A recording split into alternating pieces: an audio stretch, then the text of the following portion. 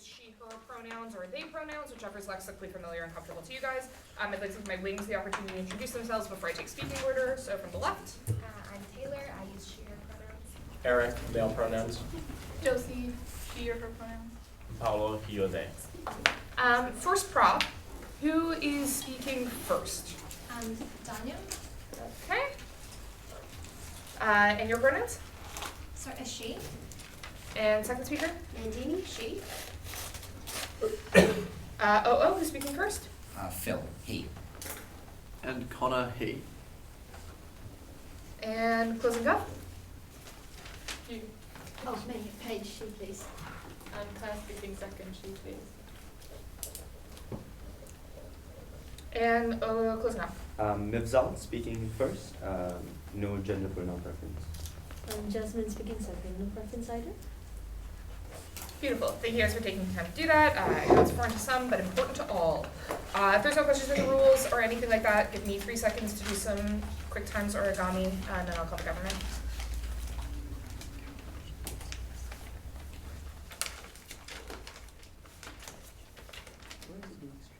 Oh, okay.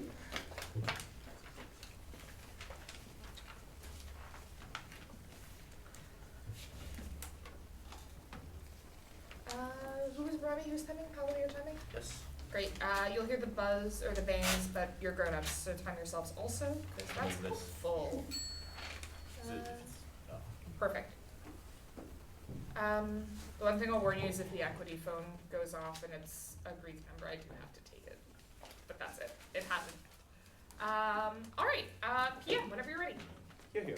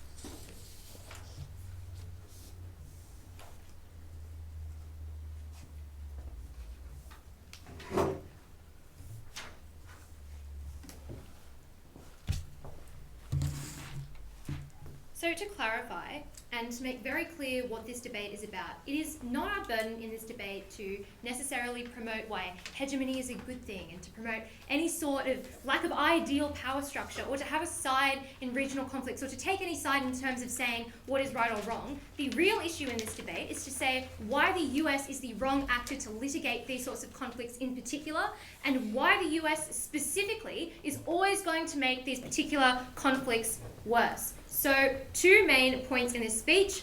First, and evidently, why the US hegemony is not going to assist in the resolution of these conflicts.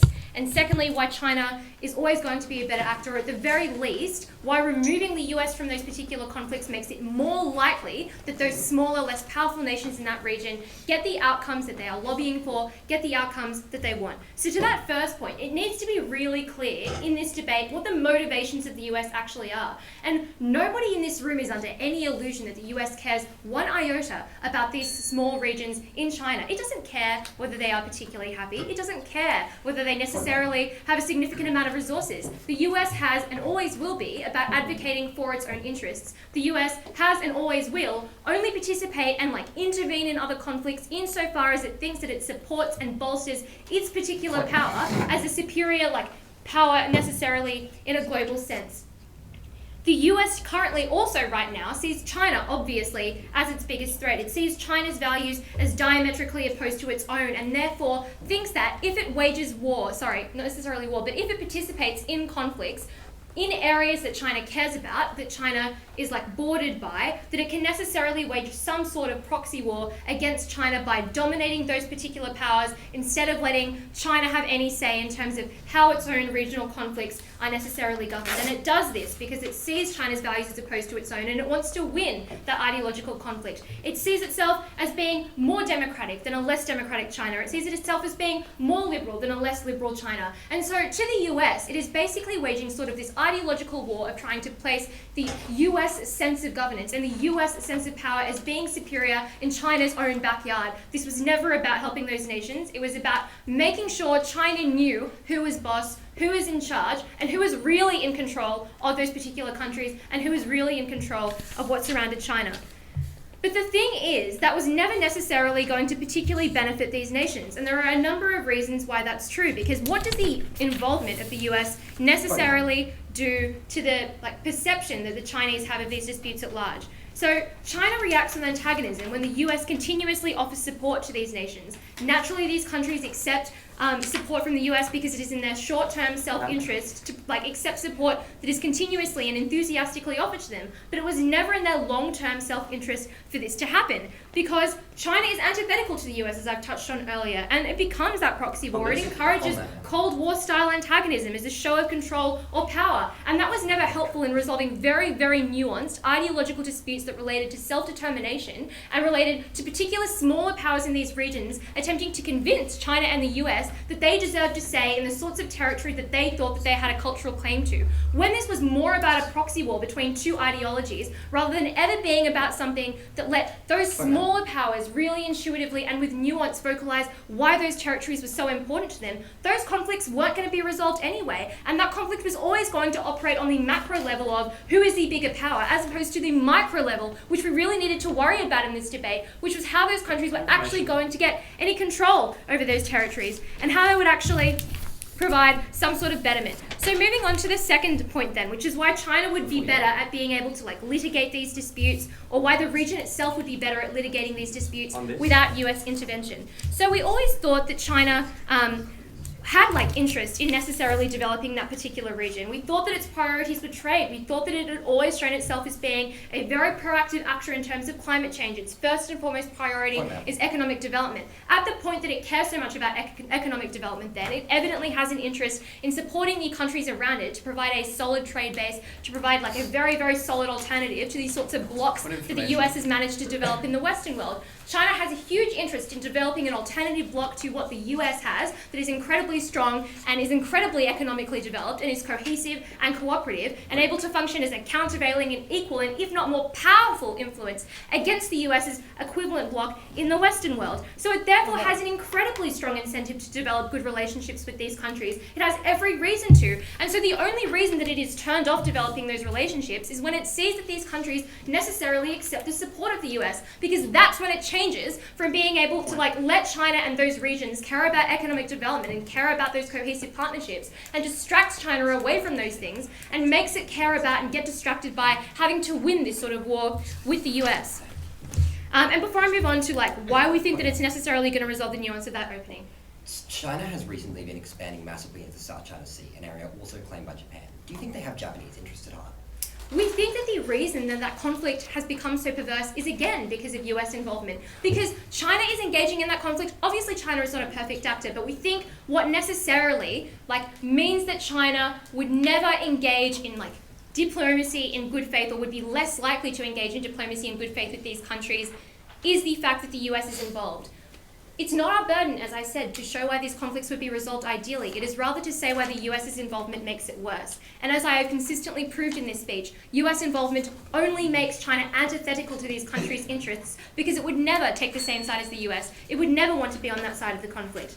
And so, for that exact reason, we think that China would always be better with this. We also just necessarily think that there are similar values and culture that exist inside this region that mean China would be in a better place to litigate this. We think that these countries share a common history. They share a common narrative. They share values that are necessarily different than the values in the US. And that's incredibly important. The US shouldn't take advantage of the fact that it wants to express its superiority over China to insert its values above and beyond the values in these particular states. these states, like culture, these states' identity, are always going to have a higher chance for prominence and a higher chance for development at the point in time that the US isn't trying to insert its agenda and insert its influence continuously over those countries. At the point that China has a greater incentive to foster actual and meaningful economic development within these nations to develop that countervailing bloc against the US, we always thought that even if it were marginal, that the betterment in terms of securing some sort of self-determination and ideological identity for these countries that was separate from the US was always higher if the region litigated these disputes on their own. And because we thought that these countries were always going to be distracted, and because we thought that China was necessarily the only ally that we could think of that would be more supportive than the US in these instances that had that power, we were very proud to propose. Alright, I take that speaker and invite the leader opposite.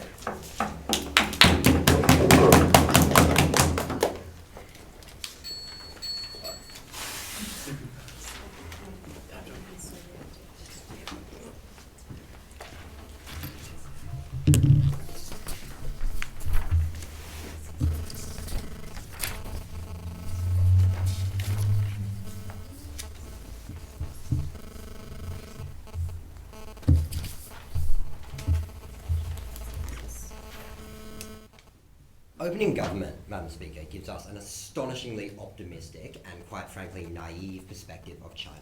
Because the US was not supporting or in any way particularly involved in Tibet when China began expansion into there. They began expanding into there because expansionism is practically a national sport in China, and because their entire foreign policy since the inception of the CCP has been expansionism and the aim to become a global power. Traditionally, being a global power has meant vast influence both in your regional sphere and globally. China has a vast national incentive to do both of these things and to ensure they have huge expansion. That's why they're expanding into the South China Sea, and that's why they would have done that regardless, even if the US had been there or not, and we didn't think the alternative theoretical world that OG asserts would have existed, where China would just leave the South China Sea to Japan if the US hadn't been in there. Two questions in rebuttal.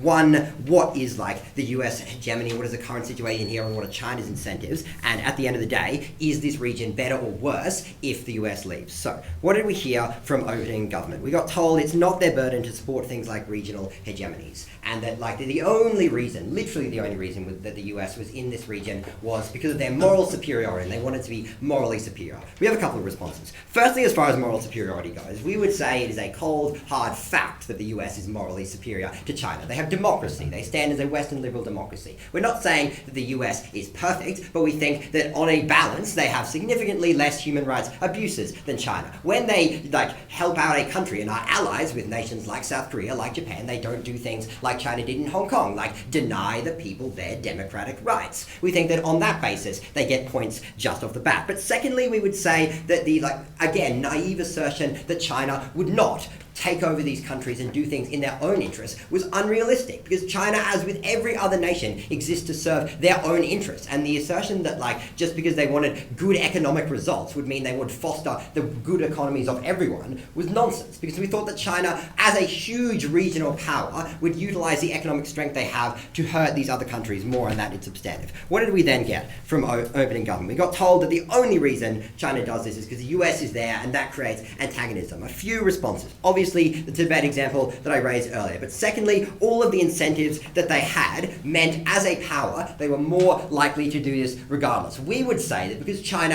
has a perverse incentive to go looking for a serious fight where they would actually be forced to face a power equivalent to themselves, they have more incentive to go after small nations, small groups that can't resist them. It's why they go after places like Tibet. We would say the presence of the US provides a counterbalance that keeps a regional equanimity and prevents China from being the regional bully of Southeast Asia. Then we got told they're better able to litigate it. No, we just flat out reject that. I'm going to give you more reasons substantive why they have an incentive to just take advantage of these things. At OO, we're going to broadly prove two things. Why this is inherently bad for the United States, and secondly, why this harms global politics as a whole, and then finally, as a corollary, why it's really bad for the region. So, in this speech, firstly, why is the US in East Asia. And we're going to provide a counter-narrative to what you get from OG. We say that the US is in this region for 3 reasons. We say, firstly, there's strong historical and diplomatic ties between places like the US and Japan and the US and South Korea. We say that they have treaty obligations with those nations. We say that there is no reason they shouldn't uphold those treaty obligations. We also think they're there because it gives them access to economic things like powerful tech markets that exist in those nations I just named. That's an incentive the US has and doesn't go away. We don't think they should abandon those benefits just because OG wants to assert that they're not only there for their own reputational goodness. And finally, we get told that they're there to act on a block of Chinese expansionism, to which we say, good. Any block on Chinese expansionism is a good result for this region and for the world. So, we say that there are 2 broad obligations the US has. I'm going to label them the soft obligations and the hard obligations. Their hard obligations are the treaties, both economic and military, that they have with places like Japan and South Korea. Those mean that you simply cannot pull out just because China wants to expand into those places. We think this also has the corollary of huge economic harms to these nations, because when the US pulls out, we think that necessarily mandates both the economic estrangement of these nations, which means they will be forced to take deals with Chinese firms and with the Chinese government. The problem there is that the manufacturing sectors of both Japan and South Korea are deeply reliant on free trade deals with the US, and part of pulling out of this region politically means abandoning those deals. Even if it didn't, and OG wanted to try and model that out, China would force these places to abandon those deals, and these places might even abandon them themselves because they would feel betrayed by the United States. All of that's horrible because those economies would suffer massive crashes and turn to China, where they would be forced into disadvantageous economic situations because those are the only deals in town. Sound soft obligations. We think that, as I've already stated, we think there's a huge principal obligation. My partner will get onto this more, why China shouldn't get too strong in the regions, because we stand entirely against regional hegemony. And unfortunately, though OG wants to couch it in nice terminology, China's the best person to mediate these regions, that essentially means China will be running this region. They will be controlling this region. And we think that regional hegemonies are a broad harm to all of the world as a whole. We think it harkens back to colonial periods. We think that's never a period of human history we want to go back to. I'll take a PY before my second issue, if anyone has one. So, Shoot. Is the US's neo-colonial, whitewashed expansionism good for ethnic nations? There was a time when, during the Cold War, when we say that there was a degree of neocolonialism in US expansion and US policy. We think that time is past. We think the US has gained significantly, especially in Southeast Asia, a very strong working relationship and a respectful relationship between places like Japan and places like South Korea. We don't think that's anywhere near an exploitative relationship. We think the relationship those countries will have with China will be exploitative. Here is why. China's incentives of the region are threefold. We say, firstly, they have economic incentives. The Chinese economy is slowing down, and the CCP is panicking. We saw this earlier this year when they introduced massive capital controls and inflated the stock market. We think the obvious corollary of that is that they will continue to pursue any economic means and vast economic expansion as a means to buoy up their slowing economy, because they've never dealt with an economy that isn't dealing with huge growth. We think the fact that we've seen the fact that they pursue those policies and will continue to pursue those economic policies means they will push for economic treaties and free trade deals and pressure these nations into economic deals which are disadvantageous for those nations. OG asserts economics works because once everyone's happy, one person is happy. That's how economics works if you want everyone to do well. But one country can benefit vastly more if they provide a disadvantageous deal where they get huge profits at another country's expense. We think these are the sorts of deals that China will push onto these, because China controls the vast majority of the rare minerals market, which is required for things like the Japanese and South Korean high-level manufacturing sectors. The problem is that's currently balanced out by the US backing of those nations and the financial backing, which allows them a bargaining position. They don't have that bargaining position once the US is gone, and they'll be forced into disadvantageous positions. We say that, secondly, expansionism, as I've already outlined, is a huge thing in China, because we didn't support regional hegemonies, because we thought this was a terrible situation for Southeast Asia, because we thought colonialism was a thing of the past. We proudly oppose. I think that speaker will leave after the Prime Minister.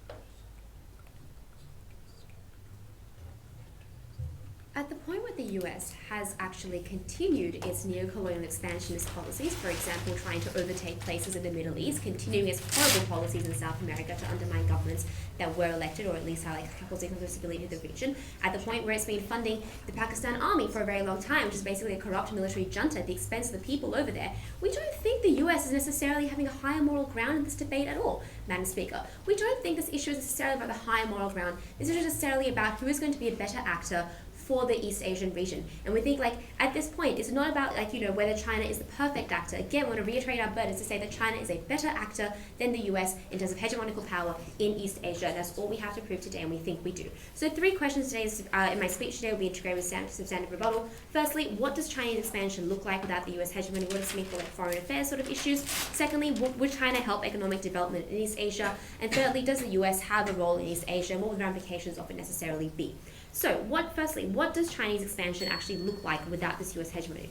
We heard 2 main things. Firstly, that China is expansionist and always operates to serve its own interests in that regard. And secondly, the US provides a counter to prevent China from bullying countries in East Asia.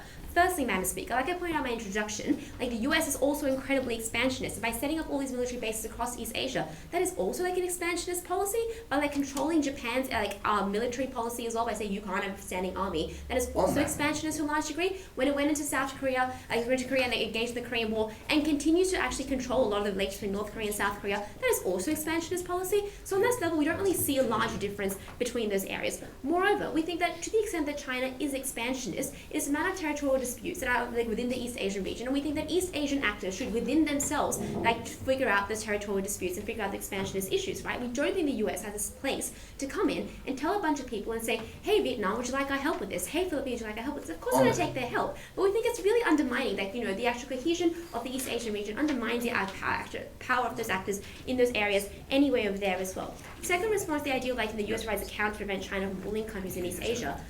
The US bullies everybody around the world anyway, and moreover that we don't think the amount of antagonism that is happening in the South China Sea at the moment would be occurring if the US was not bullying China by engaging in all these proxy wars through all these military exercises they're conducting around the Spratly Islands all the time, right? So at the point where the US has been effectively bullying China as well, we've never really bought that analysis the US is stopping China from being the big bully in the East Asian schoolyard. No, the US is continuously antagonizing China, antagonizing tensions in South Asia and South China Sea. So we don't think it's helping in that regard anyway. We think China's far less likely to continue bullying or continue to cause harm in those areas. And I'll get to why in a bit later. In terms of substantive though, what's important to note is that in comparing Chinese and U.S. leadership in ideals, Chinese and U.S. leadership ideals in the region, we think why we need to shift to hegemonical power specifically without having U.S. hegemony over there is because even if the U.S. cared somewhat about democracy, liberal values, etc. in Southeast Asia, even if we gave them the benefit of the doubt and say, no, they're here to help people and give them better economic outcomes, etc. Even if that was the case, A, we see no reason why the US and Western liberal ideals were the best place for the people in East Asia. C, Japan, completely different ideals, very functioning economy. B, we don't think that US interests in foreign policy are we think US interests in foreign policy are far too varied and scattered for it to actually help these nations in any concrete way. At the point where it's so focused on many places around the world, it can't actually offer that kind of concrete support to East Asia that it claims to, because it's so often focused by different flare-ups everywhere else. See what's happening in Syria. Finally, we think China has in the recent past, and very importantly here, Madam Speaker, has taken significantly more progressive and ambitious leadership steps for East Asia than the US ever has. At the point where China has supported, numerous trade networks in Asia, at the point where China has been actually active in the climate change front and getting climate change stuff forward in the East Asian region, and the US has never actually put any sort of interest forward in that area, the point where China has actually helped with labor relations over there, we think that is why China is a far better hegemonical power, because even if it wanted to be expansionist, even if it wasn't necessarily acting with everyone's best interest at heart. It was acting with East Asian interests at heart more so than the US ever would, because its interests are more focused in that region than the US as well. I'll take a point from closing. The existence of United States of America in the Pacific is on the request of Japan and South Korea in defense historically, because China was expansionary through North Korea as well as the Senkaku Islands. How does it make sense that they're more comfortable with the person that they want to be defended against?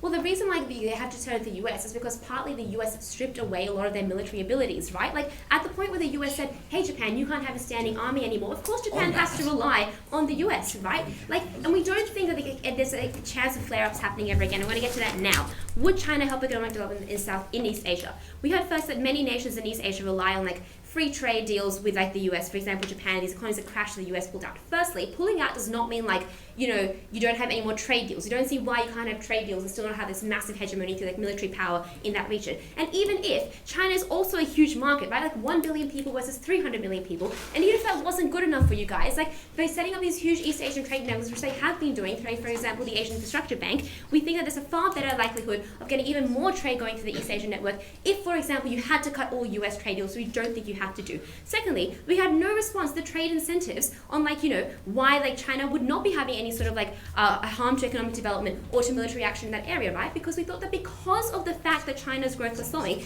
Xi Jinping and the CCP have every interest to ensure that its trade is as stable as possible, to ensure that its growth is happening, and because China also knows that engaging in wars is not going to help its growth or help its trade in any way whatsoever, because they're cutting off markets that they want to be accessing. They're going to be cutting off markets that could further their growth. So at that point, we don't think that like, you know, China will be damaging its own interests. Let me just take an opening if you have one. Yes. Yeah, we gave you a number of incentives of why China currently has huge economic reasons to push for exploitative economic deals with these nations. Can you please respond to those? The same, like the US has even worse exploitative, like exploitation of labor in that region. We think China is less likely to do so because they don't want to like cause huge antagonism with like people they would like to be trading with who live literally right next to them. Whereas the US can always be like, we don't really care, we're too far away, we have military power. Like we think it's a very different dynamic, but I think it's important in this debate anyway. So thirdly, does the US have a role in East Asia? They told us that, you know, they bring trade benefits and development benefits. Madam Speaker, if the only thing the US brings to the table is trade benefits and development benefits, we think China brings the exact same things and in a better way because it has more interest in like maintaining East Asian cohesion and East Asian stability than the US ever had. The US had every interest in having China being separate from the rest of East Asian partners to further its own proxy war against China. China has every interest in making sure everyone is a more cohesive state, a more trade-happy state, because it wants to increase the trade over there. And even if, like, you know, there was like a military benefit in having the US over there, right? The big benefit of having the US military over there is like supposedly to help counter like rogue states like North Korea or like China. At the point though when we said that China had no interest in being military active because of its trade interests, and at the point where China was a better actor for North Korea, controlling it, and when US antagonism always made North Korea more rogue, we won that point as well. Madam Speaker, we are so proud to propose.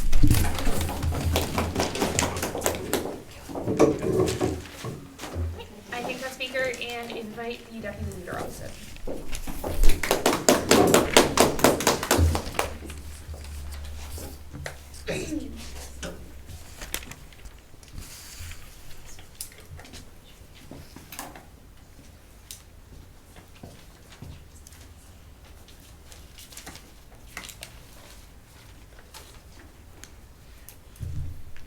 So opening government have given up pretense that China is a lovely person looking for lovely deals and now says they have economic incentives that will make them be really nice. But here's what the economic incentive for China is and always has been, and the policies they continue to push for. They don't continue to push for a strong East Asia functioning in the rest of the world. They continue to push for a separate East Asia, which allows them to have as much control and do whatever they want. The only interests China has are China's own interests. They don't have interests in the region, and because of that we would tell you that China is the worst actor and that like the US should not pull out and let them destroy and take over East Asia for any purpose they want. I'm going to talk about 3 questions in this speech. Is China the best actor like they would tell us? Secondly, does the US have the right to interfere in the East and is it a good thing it doesn't? And lastly, some positive contribution about why like the US has the capacity to lead and loses this capacity and why it should hold back on Chinese hegemony that we tell you is really bad. Okay, so what do we hear about China being a better actor?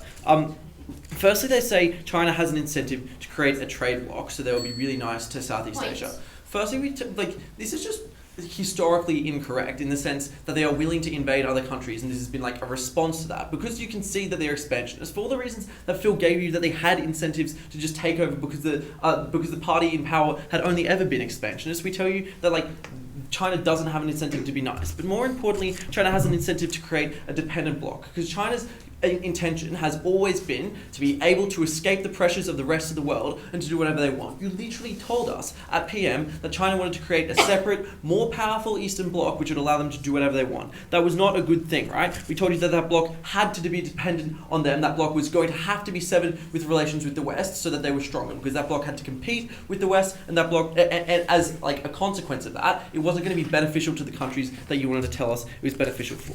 Then you wanted to tell us that like China will be better able to litigate these conflicts. We would tell you that that is simply untrue because China is so much more invested in these conflicts than the US. Yes, the US obviously has a stake in these conflicts because these people are their allies, but beyond that we would tell you that because China is directly involved in the sense that they will lose or take land and also lose, take or lose public face in this circumstance, we would tell you that China is the most involved. Why does being the most involved make you a really bad litigator? Because when you're trying to litigate but you've got all your own interests at heart, then you're obviously not going to be fair in your litigation. This is why they were willing to do that. Lastly, you give us this ridiculous point about how it'd be better to have that hegemony because they have more able to share culture or something, like just whitewashing the whole of East Asia and telling us that they're all the same, right? Like Chinese culture must be the same as Japanese culture because I don't know, you didn't even tell us why and I don't want to assume, right? We would tell you that that's definitely not true, but the past history that they share is one of reckless warfare that is repeatedly, China doesn't even teach, in some places China limits teaching of Indochina history because there's so much war between these countries and so much animosity. The shared history was actually something for the negative. We would tell you that China was by far not the best actor. But before I go on to my next question, I'd like to tell you that this is a debate about what the US should do. And the US also has a primary interest in the primary interest should be doing what's best for the constituents in its own state. So we would tell you that it wasn't enough for you to be even if you could prove that this was better for South Korea and for Vietnam and for Japan, we would tell you that the US shouldn't do it because it's in the interest of its own people to not allow China to create a huge bloc. It's in the interest of its people to keep US as a strong world power, to keep economic deals flowing through the US rather than through China. We thought that was really important. You couldn't just assert that this debate was what was best for Korea. Okay, next. Should the US interfere with the East? Do they have the right? You keep telling us, you tell us a couple of things. You tell us that they're as neo-colonial as China is because they interfere in the Middle East, they interfere in Pakistan, they interfere in South America. The first thing we note is that in a lot of these circumstances it is because there has been, these countries have asked for interference, which is particularly important in the cases that we're talking about today because South Korea and Japan and Vietnam, as I closing wanted to point out, asked for the US to help them, right? You can tell us that this was in their short-term incentive and they didn't want it, but you don't get to tell us what South Korea and Vietnam and Japan want, right? South Korea and Vietnam and Japan should say that they want this and we shouldn't be interfering in the region. Secondly, we just question your assertion that a region is so important in a more globalized world, the region being bonded together was that important. We would say that the people who you choose to ally with are the people who should be allowed to deal with you and suggest things that you do and act in tandem with you. The next thing you tell us is that Japan, the US has struggled these nations' capacity to negotiate with the US. So because Japan doesn't have a standing army, it can't negotiate anymore. So now we're neo-colonial. We would point out that Japan had a referendum itself to ask whether they should have a standing army and decided against it. Right? That was Japan opting into it. That was Japan acting in its own sovereignty. And because of that, we would tell you that's not true. Yeah, sure.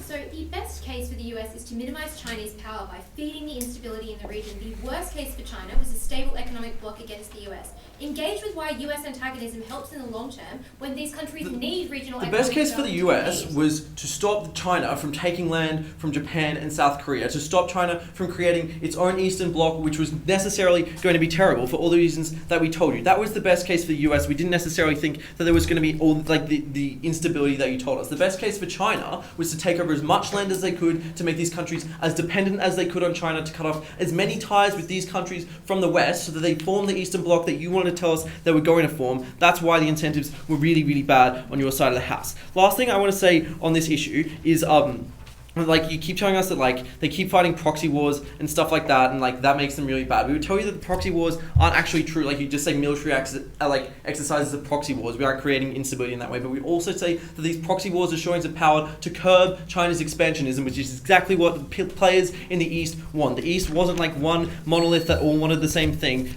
Japan's interests were very different to that of China's. They were way more aligned with the US's. Okay, some substantive contribution about why this drastically reduces the US's capacity to lead on a global level and increases China's. Okay, we say the US lose power economically, on reputation level, just by having the same amount of allies, and China being its direct competitor in a large number of international policies, this has a lot of harms. Firstly, China is less likely to pander to the US's demands and the rest of the West because they have nothing left to negotiate with them on. Secondly, you have less allies in Southeast Asia. That means less people willing to enter the TPP. This means less people willing to advocate for you. Secondly, allies trust you less because you literally just invalidated treaties which said, come to our nations and protect us, so you're less likely to be trusted.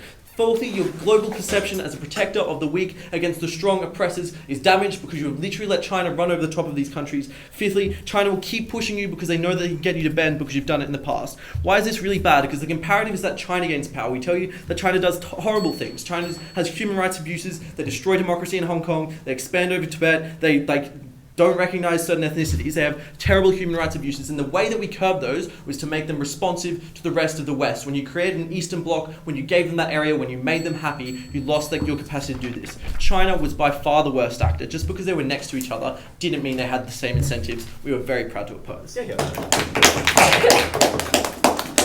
Right, I think that speaker and call the member of government.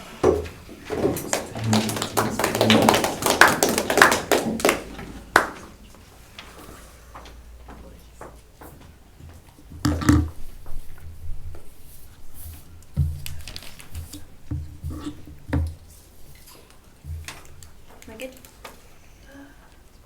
Sorry. Yes. We think opening government is sort of massively over-exaggerated how dependent America is to get their power on whether they have hegemony in these small countries in the East Asia. I'm going to tell you why specifically, like giving practical examples, why America always makes conflicts worse in this situation, why exactly China is pursuing the things that they are currently pursuing in the South China Sea, and secondly, why East Asian countries are always better with Chinese regional hegemony. I'm going to talk specifically about Asia and how we strengthen that organisation and how it's doing such good things in the region currently and will continue to do so.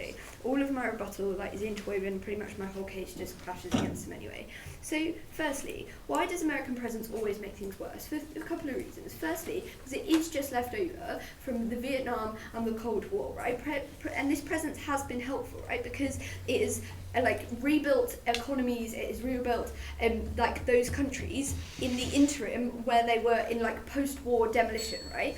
Also, we just think that they have helped towards decreasing tension to some extent. But the thing is, China is now far less aggressive. OO just sort of missed the distinction between actually invading a country and trying to impose communism and hegemony, right? We say that they are different things, and China is distinctly less aggressive than it has been in the past, because it recognises it needs to be, because these countries have grown in power post Cold War. We think that we need to let them continue, but also we say that just the US needs to leave more, not as much because of ideological reasons, because its continued presence in China, we're literally, the US is supplying weapons to Taiwan, it's sending warships to the South China Sea. We say that there is a problem when it constantly says to China that you are inferior, that we will never let you be as powerful as you want to be, right? But China do want to be powerful. We say that the more, economy boost that they have, the more political leverage they have, the more they can serve their people and live and, govern their country as they want to govern, right? So that's the incentive that China has, right? This is worsened by the fact that the EU doesn't even sell weapons to China, right? Which has led to close relations with Russia. The aggression that we do see in the South China Sea is a political stance. It is one that means that China is trying to do to improve its own circumstance, right? And this is linked with the ability to trade and boost the economy, right? This is why we've had more engagement in recent years, is because China has grown as an economy. We say that the US presence is a constant reminder, specifically US links with ASEAN, which is the 7th ranked biggest economy in the world, if it was a single unit, then we say that link is a constant reminder that US never want China to be as powerful as it wants to be. We say that's more harmful for the people that are there, the people that are currently being hurt, and the people whose countries are constantly having conflict within them. We say that is harmful for them, and if America is making it worse, then America should leave. Secondly, no thank you. Why do East Asian countries always better with regional hegemony from China, right? So this is because of the growing presence of ASEAN. I'm sorry, I don't really know how to say ASEAN. I'm still guessing. So we say that members within ASEAN are mostly in this region, right? That we are talking about. This decreases the threat and decreases the horrible situations in 3 ways. Firstly, we say that China is less threatened, right? When there is no longer a link with the US that has constantly been telling China that they don't like them, right? We say that the US retreats from that, then that link is not so explicit, and that link is far that power struggle just isn't there anymore. Note the fact that many Asian countries just like have remained completely neutral on the situation in the South China Sea. Give Brunei, give Malaysia, Malaysia, one of the countries whose territory is being claimed by China. We say we need to recognise that the peace will be more likely under our side of the house. Secondly, we just think you've mischaracterised the entire situation, right? ASEAN has literally made a $500 billion free trade agreement with China. We say that boosts economies within the whole of the region. This isn't a weak, tiny group of countries we're talking about. It's a block of countries that is doing incredibly well and doesn't need us to hold their hand, right? That is an imperialist attitude to take when we say that you wouldn't survive without us. Also, I talk about we need US to be the most moral actor, right? The Philippines have literally brought China to a UN tribunal. They don't need us to be a moral actor. They kind of got their heads screwed on. Thanks. They don't they've shown us that they are capable. They have shown themselves, which I think is in itself a good thing when you recognise as a country that you are growing and you recognise your potential. No, thank you. But secondly, to China, we think when the US leaves, when that power struggle leaves, trade networks are more likely to flourish, benefiting all of these countries. But also you just give more political legitimacy, more political power that China has to recognise and is more likely to recognise when they're not under constant threat and they don't feel like they constantly need to defend their power. We also think it probably increases. It doesn't just not decrease, it increases. We say that China does have a vested interest in East Asia, no thank you, when they dominate and when they run parts of it. We say that trade helps both situations in this case. Opening. If countries like the Philippines have their heads screwed on so straight, why do you think they ask for US support in taking the China to the international tribunals? Okay, so they can still probably do that. I'm not sure how all of this trade stuff with the US, all of this help that the US give in various specific situations is totally linked to this. That's fine. That might be a sensible thing for Philippines to do. What we don't need is continued dominance of the US within these countries. Those are just completely different things. We say that allowing ASEAN actually leads to favourable deals with China. It's no need to be so patronising that they will only ever get favourable deals under outside the house. We said that gives them leverage.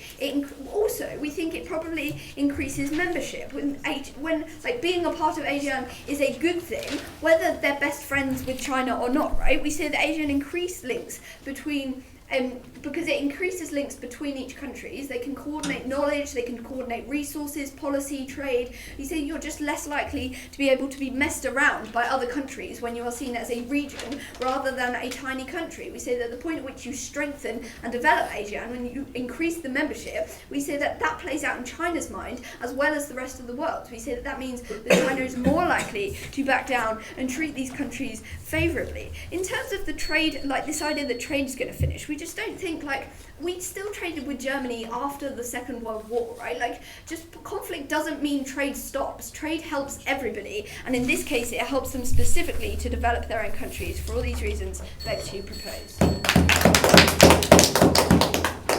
think that speaker would like to suggest that we pronounce it A-Sean as in a bad rapper. Actually, S is softer as ASEAN. I do know. Anyhow, without further ado, the member opposite.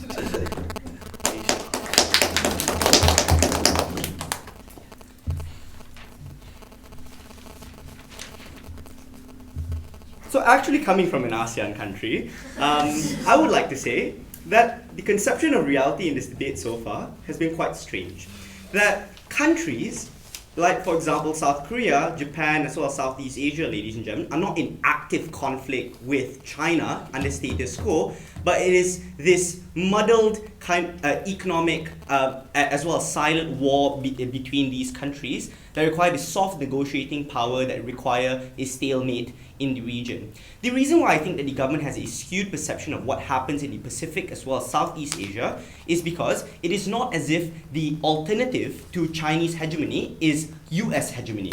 Because the status quo, ladies and gentlemen, is China and the United States of America operating at the same time while both are global superpowers at the same time as well. So what you have in the status quo, ladies and gentlemen, at worst is a stalemate between the United States and China in the Pacific as well as the South China Sea. This is exceptionally important because of the extension material that we're going to bring you to, ladies and gentlemen. Two things. Because firstly, we think it's exceptionally important for countries in Southeast Asia as well as the Pacific to leverage off the stalemate and also the dick-swinging competition that China and United States of America to be able to have as much benefit as possible from both sides of this economic spectrum and this other. All the deals that closing government talked about happened in status quo, ladies and gentlemen. That Malaysia is part of the TPP and the AIIB set up by China is because Malaysia could leverage off both relationships on our side of the house. But secondly, I'll talk to you about how the absence of the United States of America gives way to nationalistic rhetoric that literally threatens national as well as regional security and that side of the house. When you literally have Japan and nationalist politicians threatening to revise the pacifist constitution and militarize Japan,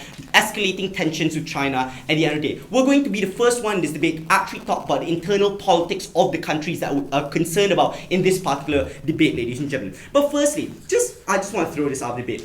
To say that China hasn't been aggressive within the East Asian region, ladies and gentlemen, is to not read the newspaper for the last year. Whether it be the Senkaku Islands and building literal military bases in Japanese soil, ladies and gentlemen, these Spratly Islands of multiple islands being occupied by Chinese forces, or Cambodia and large swaths of land being taken in Southeast Asia, you literally cannot tell me that in recent history China hasn't been actually expansionary and aggressive in taking up land on that side of the house. But secondly, ladies and gentlemen, we say that we really don't care about moral ascendancy in this particular debate. Sure, the United States of America are a bunch of idiots as well. But under our side of the house, at the very least, the comparative on the worst case scenario on our side is at least the United States of America have a few fundamental and structural differences with China that allow us to hold them more accountable. Firstly, great deal more visibility and accountability through the sheer structure of their governance, which means democratic systems means that their citizens have to hold them accountable. The sheer structure of America in terms of being a democratic state with democratic values means their citizens and also media are more scrutinizing towards their activities on that side of the house. The fact that China is isolationist in international politics versus America that gets involved in regional conflicts, which means America has a greater moral obligation or moral incentive, ladies and gentlemen, to maintain moral ascendancy under this side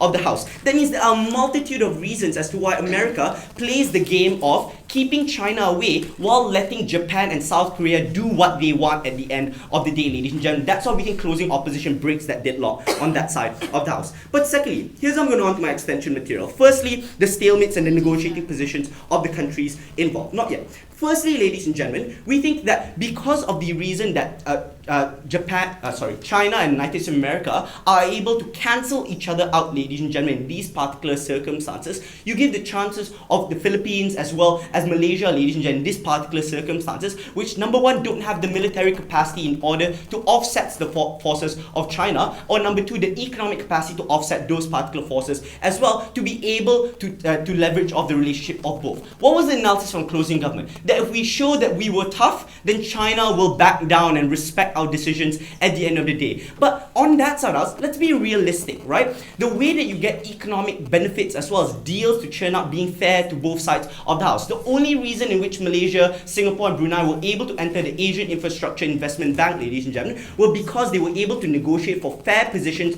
on that side of the house, because China wasn't able to pressure them on the other side with military force or expansionism on the other side of that particular deal. In absence of the United States of America, who are agnostic about the AIIB, really, ladies and gentlemen, in that particular scenario, China has a greater leverage to be able to pressure them into undue circumstances when it comes to these particular situations. We also think that in the instance where China is hegemonic, you will be less likely to be able to leverage off your position with the United States of America in these particular circumstances, and we think that's especially harmful. That's why we think the context was especially important that we brought to you, that the stalemate was what ensured the ability for us to leverage off our position or both. Here's where the really important material comes in, ladies and gentlemen. Yes. Sorry. Given that we gave you all this material that's been unresponded to as to why China's economic interests in terms of slowing growth were necessarily going to overtake any military incentives, why would that stalemate not continue to exist?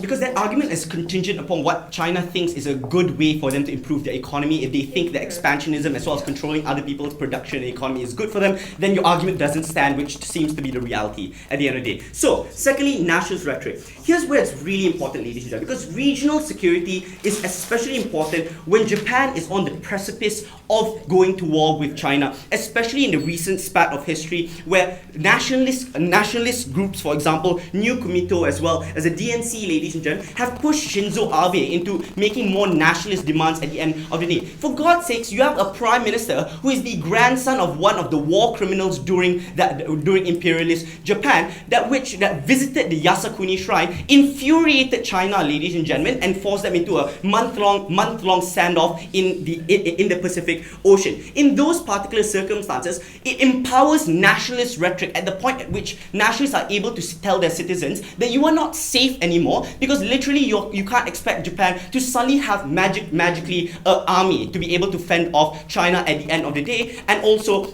nuclear weapons to be able to offset that as well, considering that Japan is under the nuclear umbrella for the United States of America. In that particular scenario, the empowerment of these nationalist sentiments enable a passive constitution or even military operations, for example, conscription policy in South Korea, ladies and gentlemen, to be heightened and also escalate the conflict there. China looks at this expansionism and also escalates their relationships in terms of conflict in that particular region. So sure, this debate could be about the best interest of the United States of America, but we're more concerned about the regional security that the globe has to deal with at the point at which East Asia becomes a less safe place for everyone. And because of that, we're exceptionally proud to oppose. Great, I think next speaker is on the government web.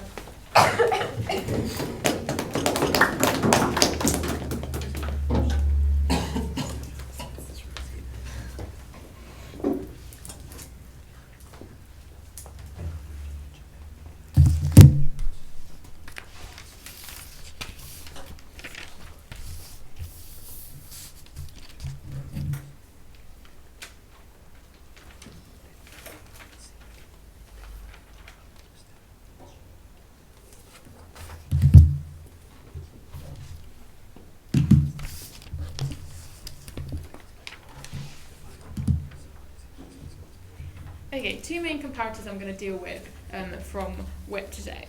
Firstly, Chinese expansionism and how that looks like in the real world and how that compares when we don't have USA as an antagonizer in that area. And secondly, kind of the economic deals that are going on in that area, whether those are a good or bad thing when China's in the mix, and how that again changes when we have America out of the picture. We believe both of those situations are always better without America. And then I'm also going to deal with some of the stuff we've just heard from the previous speaker, but I'm actually going to do that at the end because I think the material that I start with will feed into that. Okay. So China's expansionism. We do just think that all the way down the bench of opposition, they are over-exaggerating the aggression that China is doing within these areas. We do admit there is some level of aggression and some level of expansionism that China is doing. However, the reasons that we think they are doing this are not the reasons that we're given from OP. From opening op, we're told, well, China is just an expansionist nation. They always have been and they always will be. We don't think this is enough analysis to explain to us why they're doing that. What we tell you is actually the fact that we have American presence in the South China Sea is a direct threat to China, because China and America are, as we're told from closing op, vying to be the biggest power in that area. Because you have that tension that they tell us is true, those having that presence within that China Sea of USA actually makes those aggressions that they're talking about actively worse, because China feels like they have to resist those American warships that are literally there. Secondly, they seem to be claiming that it's literally likely that China are going to invade and take over various countries in East Asia. We just do not think that is true, okay? The examples that they give us, firstly they give us Tibet. Right, Tibet was a very unique situation, raised upon historical ethno-religious tensions and generated international outrage, right? China's geopolitical status was literally reduced after the Tibet conflict because of so much international outrage, okay? We think China cares about its geopolitical status, okay? Secondly, the South China Sea dispute. Okay, like we admit, yes, China is claiming sovereignty over various islands in the South China Sea. But are they about to invade Japan? No.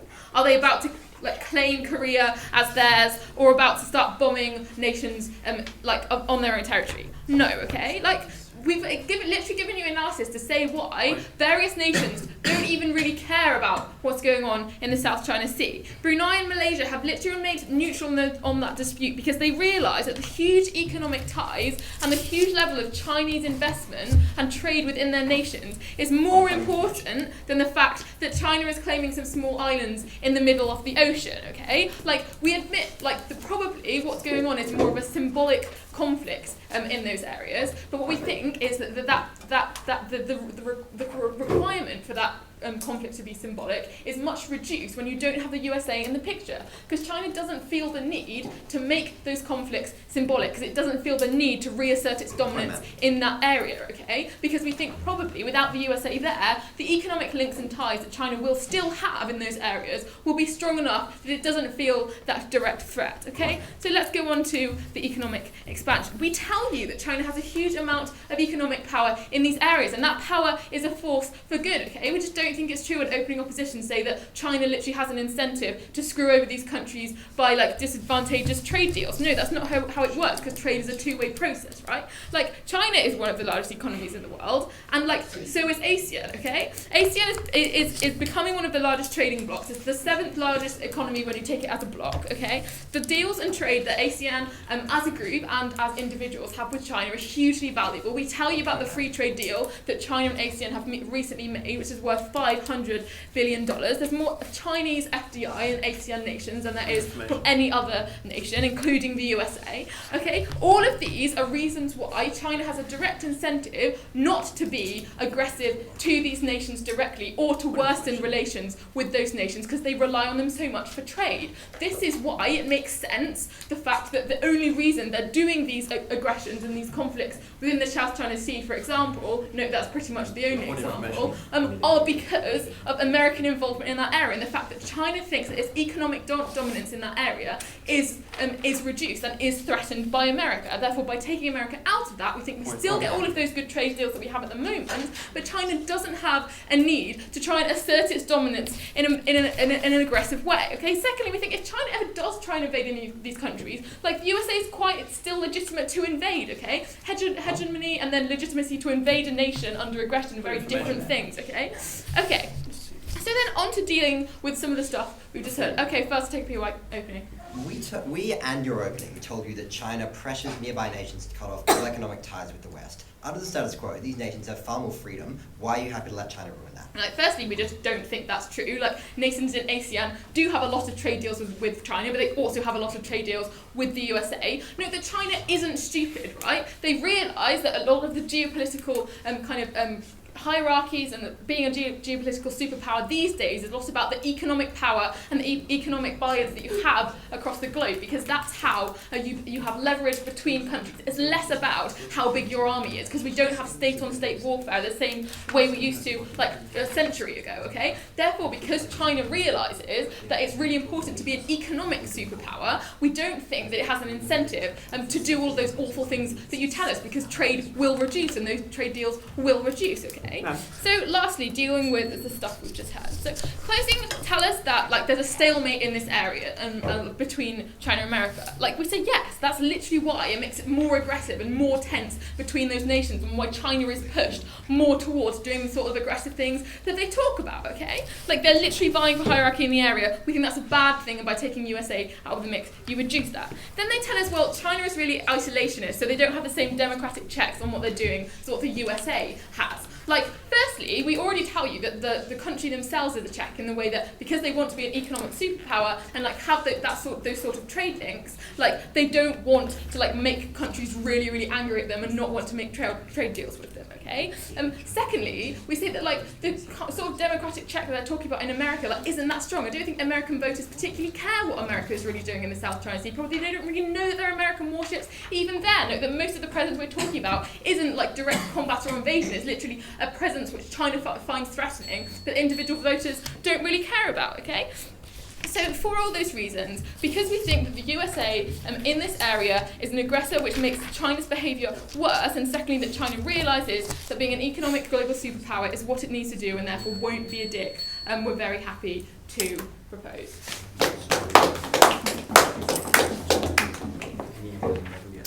Thank the speaker and call the other witness.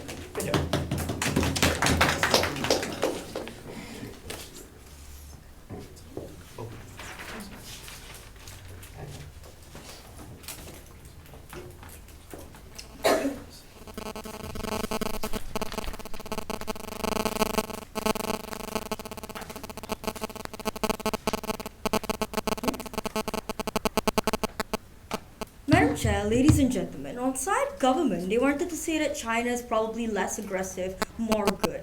On side opening opposition, they ran across USA being great, probably morally superior.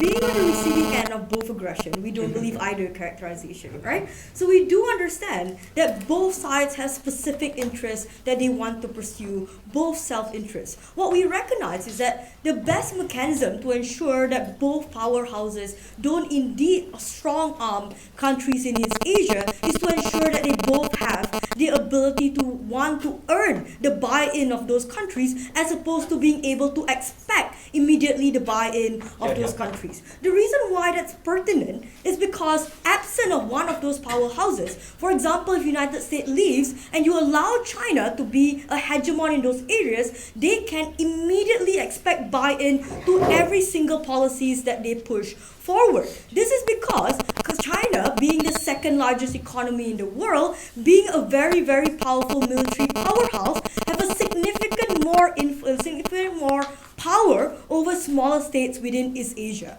Closing up government wanted to say that ASEAN is also a powerful bloc. We recognize that and we're very happy about that, but we don't think that that's necessarily enough to counteract the second largest economy in the world with a large military largesse as well. So comparatively, China is still significantly more influential. That creates a negotiation imbalance within the region absent of another power, right? So we think that we're also more practical in saying that we recognize that United States, while they don't care about us, they like to seem like they care. So that means that they are accountable to a democratic structure and they like to seem like they are indeed more morally superior in comparison to China, that being their selling point. That means that at the very least, countries in East Asia are able to call out United States on flagrant human rights violation and are able to to be effective in nature because United States care about their impression to the rest of the world and like to act like they're good. So we can exploit that and make sure we hold them accountable to that. No, thank you. So what happens the moment you remove United States from the equation? We told you, and this received no response from side closing opposition, that regional stability and security of East Asia is an actual problem within this region. We didn't realize that because of actual recent history, like Senkaku Island and Tibet, yes, people were very angry about Tibet, like closing a government said. But yes, China is still in control of Tibet. So that really means that they don't care about whether or not people are angry, and people are really still trading with China. So that means that the regional actors within those areas, regional actors like Japan and Korea, have actual reason to fear China's military power in that area. What happens when you remove United States from that equation? That means that Japan is more likely to waive their pacifist view on the whole thing. Right now, Japan don't feel like engaging in any military interactions because they know they can rely on United States to do such things. That means that they're less likely to be nationalistic and aggressive against China. But remove United States from that, they have actual threat and actual reason to feel like they needed to be more aggressive. They needed to expand their military power because at any point in time, China might expand and might attack them. That means that you actually reduce security in the region the moment you remove an actor that's powerful and are able to assure other actors in that region that there's no war about to occur. No, thank you. We think that's only exclusive the moment you have a second powerhouse to ensure that China knows that they cannot overstep their military boundary in that area, right? So we think regional stability is exclusive to our side. We don't think there's sufficient response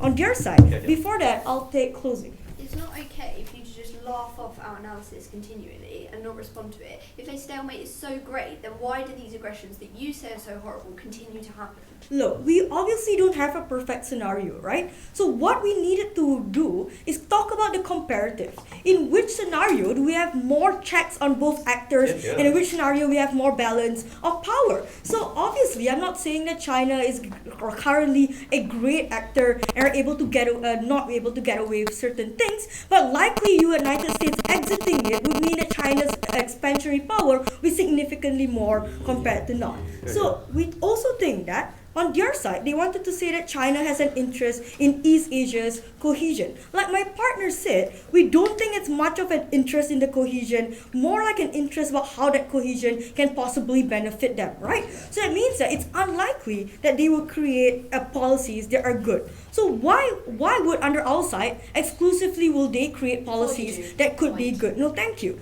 Because what happens is that in China, they introduced economic policies that were quite good, economic policies like the AIIB that were in reaction to the IMF exclusionary policy. So IMF was extremely exclusionary, so AIIB had to be inclusionary in order to counteract United States influence. That means that Southeast Asian countries are able to get better deals because China and United States constantly have to compete with what deals are more beneficial towards East Asian country, and that's exclusive under our side. So we think that what happens then is that they have to have policies that are actually good to ensure buy-in under their side. No, thank you. So furthermore, we also think under their side, they were never able to prove that, and they were only hoping that small states can have a nuanced discussion about the needs of their state, but never told us why China will respect that discussion and that negotiating capability. We think only on our side that negotiating capability is balanced because you have two powers within those areas, two powerhouses to balance out that negotiation and ensure fairer and better discussions on their side. We think that United States always have an interest to ensure that they present a fairer deal towards this country because they want to seem like the better actor. So therefore, China also have to concede and provide fairer deals towards actors in those areas. So we think that that's much better under our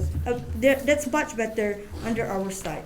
Right? So at the end of this debate, we need to understand that the moment United States exit East Asian countries, that means that most of the current incentive that they want to run on China being good and China being less aggressive are unlikely to occur because they have no incentive to do that anymore, and they can just build on the power that they already have. We also told you that regional security and stability is an important thing in this debate and left unresponded on their side, and they were never able to ensure security on their side. We're proud to oppose. I